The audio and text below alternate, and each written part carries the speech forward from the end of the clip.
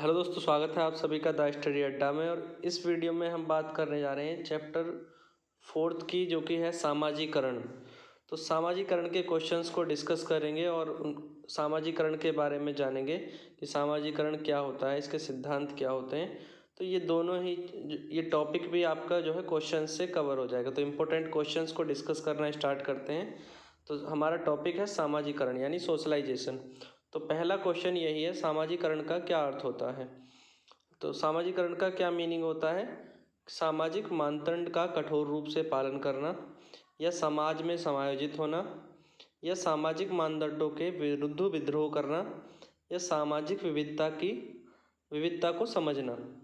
तो सामाजिकरण का क्या अर्थ होता है, समाज में समायोजित होना, उसको कहते हैं सामाजिकरण। यही परिभाषा भी होती है, सामाजिकरण कहलाता है समाज में समायोजित होना।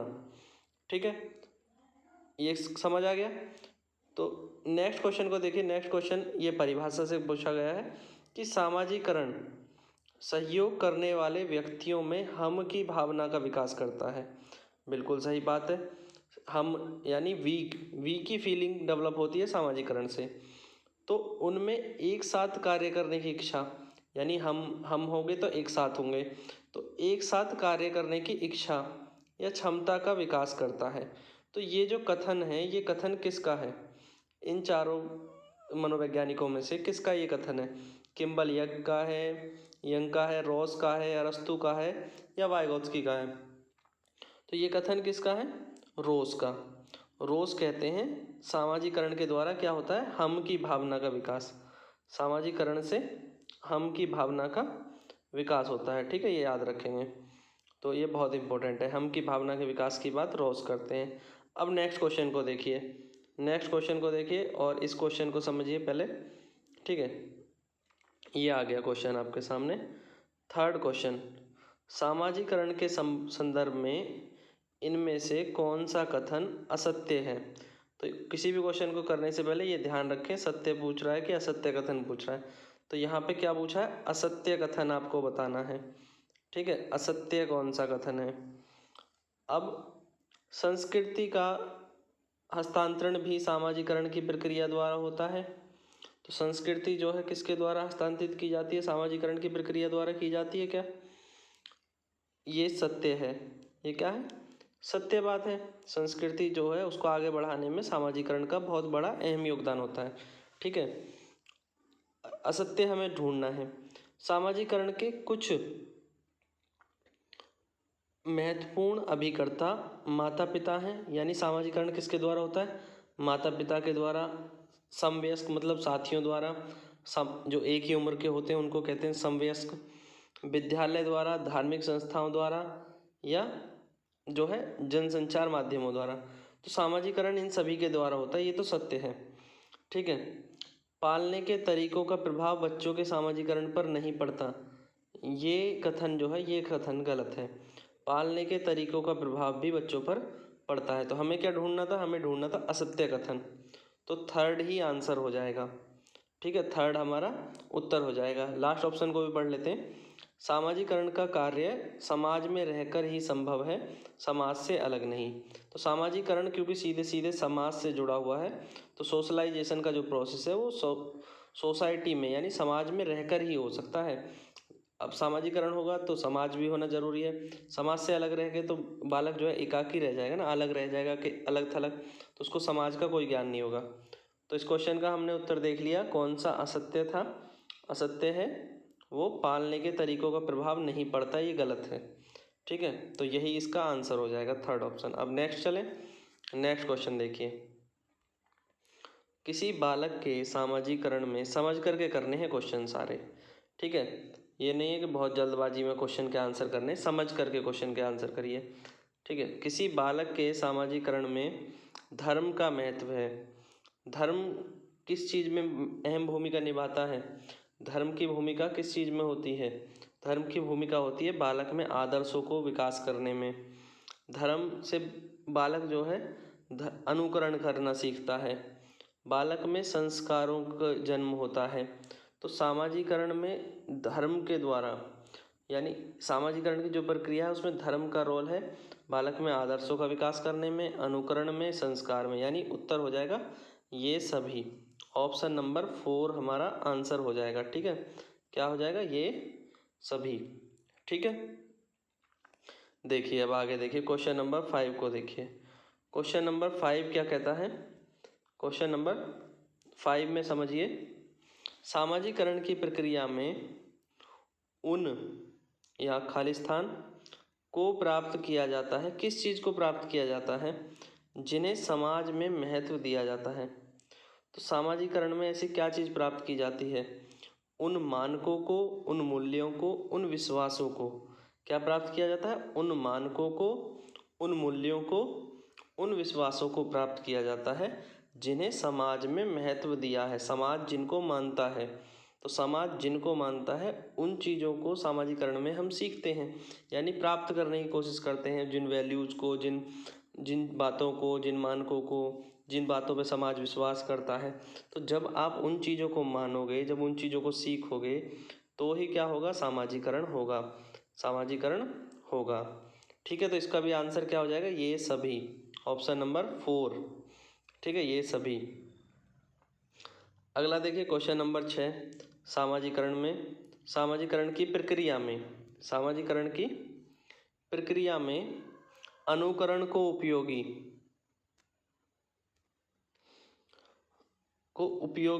तथा विकासात्मक बनाने के लिए आवश्यक तत्व है। तो सामाजिकरण की प्रक्रिया में अनुकरण की जो प्रक्रिया है, जो फॉलो करता है बालक, वो उपयोगी हो जाए और उससे बालक का विकास हो, इसके लिए 2 चीज़ें बहुत ज़रूरी है।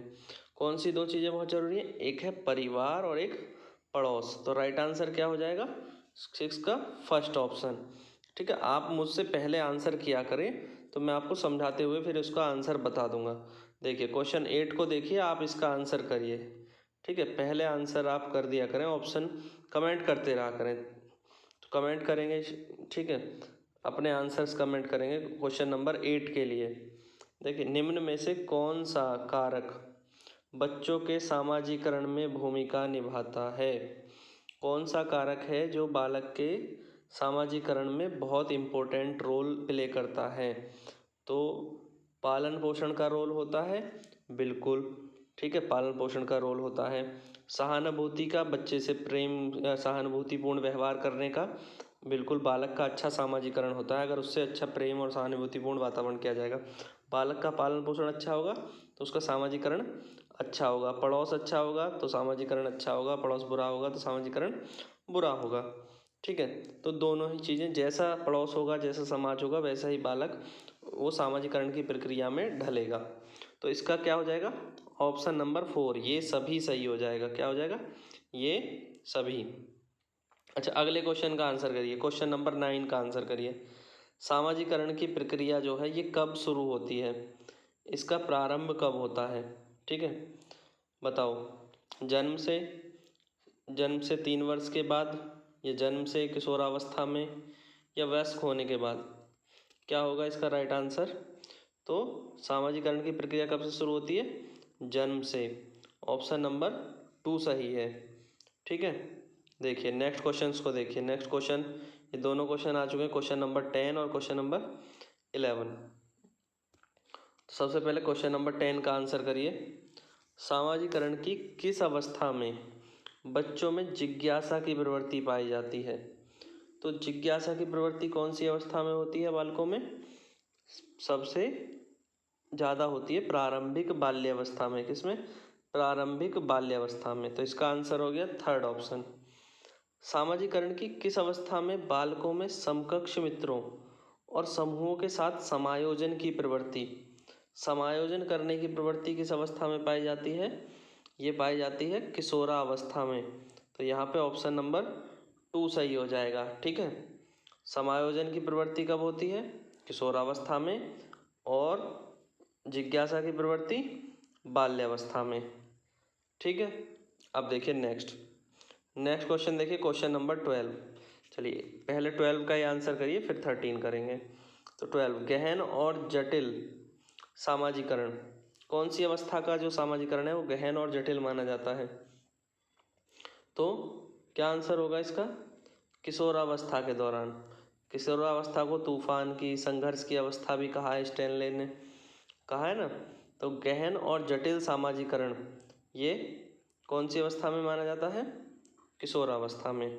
ठीक है, इसका फर्स्ट ऑप्शन सही हो जाएगा। अब क्वेश्चन नंबर 13 को देखिए। क्वेश्चन नंबर 13, शिक्षकों को यह सलाह दी जाती है कि वे अपने शिक्षार्थियों को जो है सामूहिक गतिविधियों में शामिल करें, क्योंकि सीखने को सुगम बनाने के अतिरिक्त ये खालिस्तान में भी सहायता करती हैं। तो सामूहिक गतिविधियां जो हैं किस में सहायता करती हैं? सामाजिकरण में। तो राइट आंसर हो जाएगा ऑप्शन नंबर 2। जो बच्चे समूह में खेलते हैं, तो समूह में खेलने से क्या होता है? उनका सामाजिकरण अच्छा होता है। सामूहिक गतिविधियों से क्या होता है? सामाजिकरण अच्छा होता है। ठीक है, तो ये 13 का आंसर हो गया। अब नेक्स्ट देखिए, नेक्स्ट क्वेश्चन नंबर 14 को। तो क्वेश्चन नंबर 14 ये आ गया, सामाजिकरण में बच्चों के खालिस्तान दिया हुआ है को निर्देशित करना और अनैच्छिक एवं फिर खालिस्तान दिया हुआ है प्रवृत्ति को अनुशासित करना आता है। तो सामाजिकरण में बच्चों के किसको? व्यवहार को निर्देशित करना और अनैच्छिक एवं गलत व्यवहारिक प्रवृत्तियों को अनुशासित करना। क्या होगा? पहले तो आ जाएगा व्यवहार, पहले यहाँ क्या आ जाएगा? बच्चों के व्यवहार को निर्देशित करना और अनैच्छिक एवं गलत व्यवहारिक प्रवृत्तियों को अनुशासित करना। तो फर्स्ट ऑप्शन सही हो जाएगा।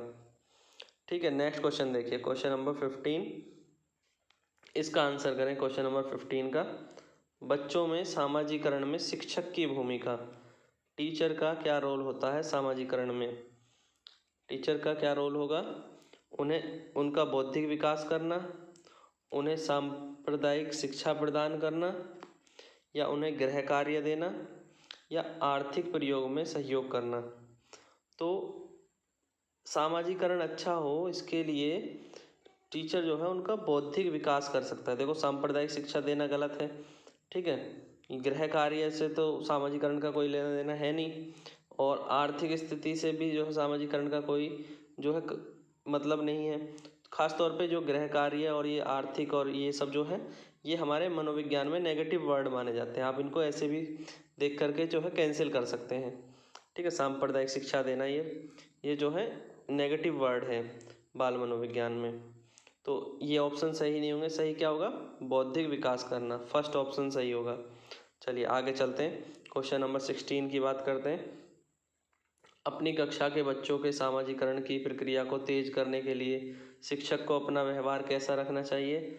सामाजिकरण को तेज करने के लिए शिक्षक को अपना व्यवहार स्नेह एवं सहानुभूतिपूर्ण रखना चाहिए। तो ऑप्शन नंबर 2 सही है, ठीक है। देखिए नेक्स्ट क्वेश्चन, क्वेश्चन नंबर 17, निम्न में से क्या बच्चों के सामाजिकरण में भूमिका निभाता है? तो किसकी भूमिका सामाजिकरण में बालकों में मुख्य होती है? खेलकूद, अच्छे कपड़े, बच्चों की सुंदरता, या अच्छी पाठ्य पुस्तक। तो इनमें सबसे ज़्यादा जो है सामाजिकरण में कौन भूमिका निभाता है? वो है खेलकूद। बाकी सब गलत ऑप्शन हो जाएंगे, ठीक है। तो राइट आंसर हो गया फर्स्ट, ठीक है। फर्स्ट ऑप्शन, खेलकूद में बच्चे कई सारे यार दोस्तों के साथ खेलते हैं, तो जब अपने यार दोस्तों के साथ वो होते हैं तो उससे क्या है, उनका सामाजिकरण होता है, सामाजिकरण होता है, ठीक है। अब नेक्स्ट, मैं और मुझे का सिद्धांत किसने दिया है? मैं और मुझे का सिद्धांत ये किस मनोवैज्ञानिक ने दिया है? तो ये दिया है मीड ने, ठीक है। मीड ने मैं और मुझे का सिद्धांत दिया है। हम की भावना का विकास कहने वाले कौन है? वो है रॉस, ठीक है। नेक्स्ट देखिए,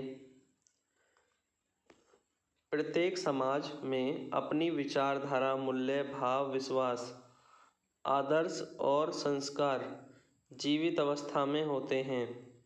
तो ये कथन किसका है? जो कि सामूहिक प्रतिनिधित्व का सिद्धांत भी कहलाता है। तो बताओ, सामूहिक प्रतिनिधित्व का सिद्धांत किसने दिया है? अगर यहीं ये पूछने लगे सामूहिक प्रतिनिधित्व का सिद्धांत किसने दिया है, तो सामूहिक प्रतिनिधित्व का सिद्धांत दिया है दुर्खिम ने, ठीक है। ऑप्शन नंबर 2 सही हो जाएगा। सामूहिक प्रतिनिधित्व का सिद्धांत किसने दिया है? दुर्खिम ने। ठीक है, क्योंकि जो भी विचारधारा है बालक की, जो भी उसकी सोच है, जो जिन चीज़ों को वैल्यू देते हैं, ठीक है, जिन चीज़ों पर बालक विश्वास करता है या जिनको आदर्श मानता है, वो सब बालक में कहाँ से आते हैं? समाज से आते हैं। ये सब चीज़ें बालक अपने समाज से सीखता है। तो इसी को सामूहिक प्रतिनिधित्व का सिद्धांत कहता है और ये किसने कहा है? दुर्खिम ने। ठीक है, नेक्स्ट देखिए क्वेश्चन नंबर 20। कृतिका अक्सर घर में ज़्यादा बात नहीं करती लेकिन विद्यालय में काफ़ी बात करती है। ठीक है, तो दो कंडीशन है, वो घर में ज़्यादा बात नहीं करती है कृतिका, पर विद्यालय में काफ़ी बात करती है।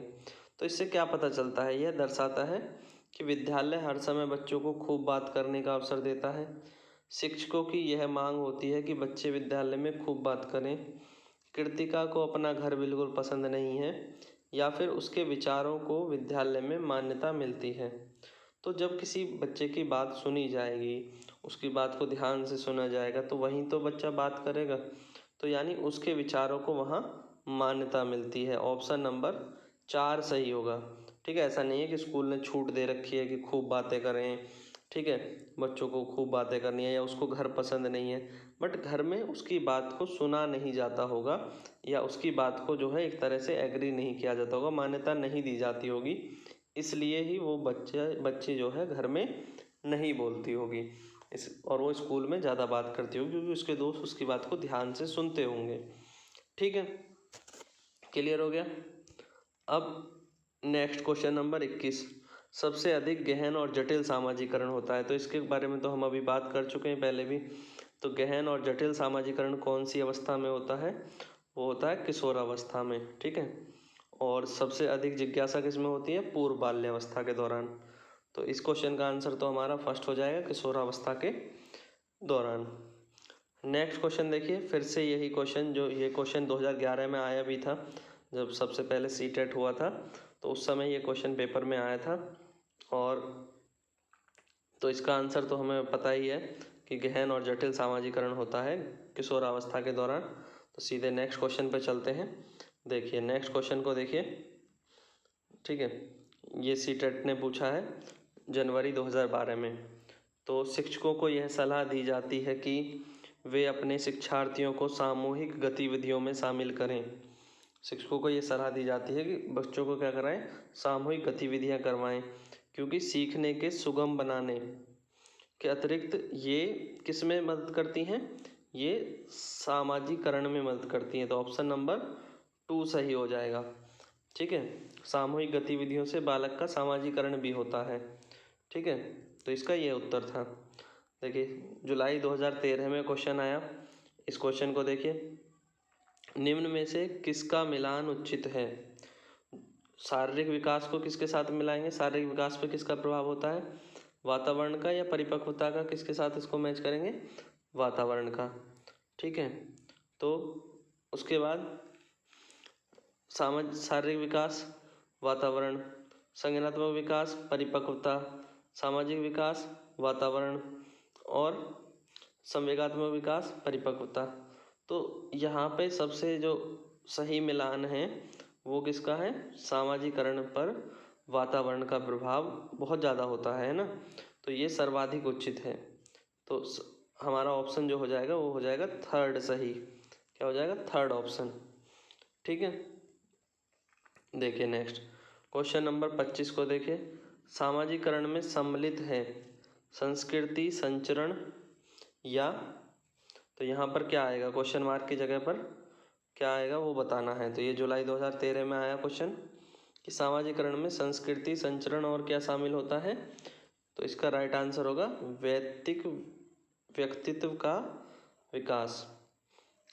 सामाजिकरण में संस्कृति का विकास होता है, संस्कृति का संचरण होता है, सांस्कृतिक संचरण, और साथ ही साथ व्यक्तित्व का विकास होता है। सामाजिकरण संस्कृति को आगे बढ़ाने में भी सहायक है और व्यक्तित्व के विकास में भी सहायक है। ठीक है, ऐसे भी आप समझ सकते हैं। नेक्स्ट क्वेश्चन नंबर 26 को देखिए। क्वेश्चन नंबर 26 को, तो ये आ गया क्वेश्चन और इसका आंसर करिए।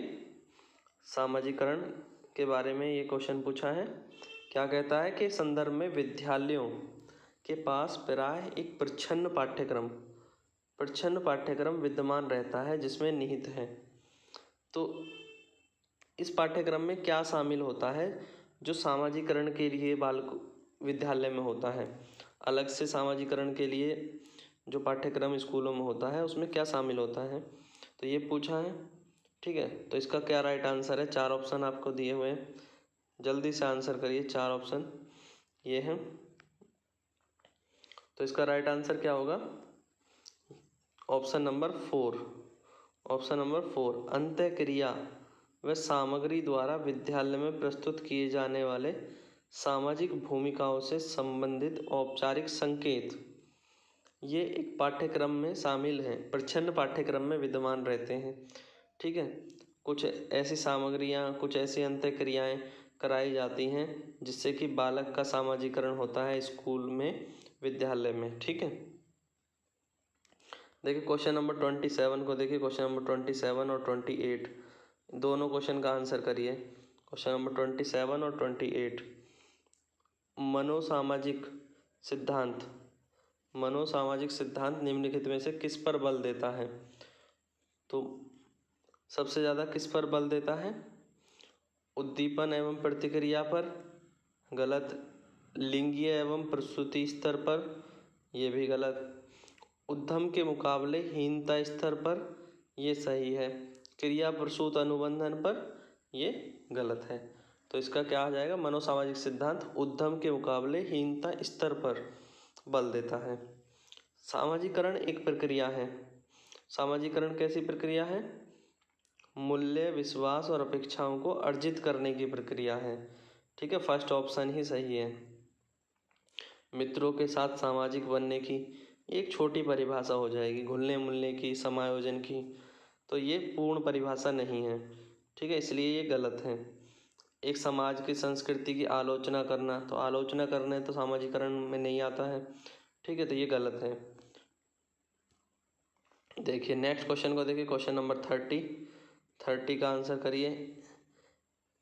डैश एक प्रक्रिया है जिसके माध्यम से मानव शिशु समाज में के सक्रिय सदस्य के रूप में निष्पादन करना, यानी उसमें समाज का सक्रिय सदस्य बनता है, के लिए आवश्यक कौशल सीखता है, उनका अर्जन प्रारंभ करता है। तो कौन सी प्रक्रिया में बालक जो है समाज का सक्रिय सदस्य बनने की योग्यता सीखता है? तो वो कौन सी प्रक्रिया होती है? वो होती है सामाजिकरण। सामाजिकरण में ही बालक समाज का हिस्सा बनना, समाज के सक्रिय सदस्य के रूप में कार्य करना, ये सीखता है। ठीक है, लास्ट क्वेश्चन नंबर 31 को देखिए। ठीक है, लास्ट क्वेश्चन है, तो हमने 31 क्वेश्चंस जो है इसके कर रहे हैं, और इससे आई होप ये टॉपिक भी आपको जो है क्लियर हो गया होगा, सामाजिकरण क्या होता है। और इम्पोर्टेंट क्वेश्चन भी करें। देखो ये क्वेश्चन जैसे 2016 में ये पूछा है। ठीक है, तो विद्यालय और सामाजिकरण के बारे में कौन सा कथन सत्य है? तो कौन सा कथन विद्यालय और सामाजिकरण के बारे में सत्य है? सामाजिकरण में विद्यालय की कोई भूमिका नहीं है, तो ये कथन सही नहीं है, गलत है।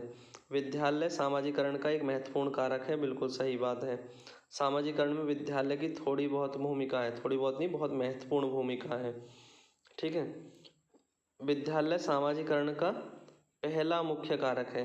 पहला नहीं है, पहला तो सामाजिकरण घर से प्रारंभ होता है। ठीक है, सामाजिकरण कहाँ? घर से प्रारंभ होता है, घर पड़ोस परिवार से, और फिर उसके बाद विद्यालय से। तो पहला मुख्य कारक नहीं है, तो राइट आंसर हो जाएगा विद्यालय सामाजिकरण का एक महत्वपूर्ण कारक है। तो ऑप्शन नंबर 2 सही है। तो वीडियो आपको पसंद आया तो लाइक ज़रूर करना और शेयर करना अपने सभी दोस्तों को। Thank you guys, thanks for watching.